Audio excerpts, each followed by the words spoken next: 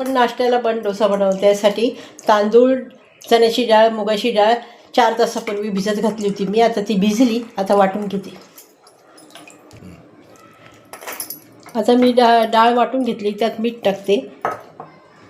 कांदा, कोथिंबीर, मिरची, हिरवी मिरची, शिमला मिरची हे टाकून घेतले. ह्याच वाटीने मी तांदूळ, डाळ आणि चण्याची डाळ, मुगाची डाळ आणि तांदूळ भिजत घातले होते 4 तास. याच्यामध्ये आपण खायचं थोडंसं टाकायचं आणि मिक्स करून घ्यायचं. आता मी पॅन ठेवलं आहे गॅसवर. त्याला तेल लावलं आणि हा बंद द्यायचा आपण टाकायचा. आता त्याच्यावर झाकण ठेवते. गॅसची फ्लेम लो ठेवली. आता आपण काढून घेऊया. आपला डोसा तयार झाला आहे. हा जो डोसा चटणीसोबत सर्व करायचा. कसं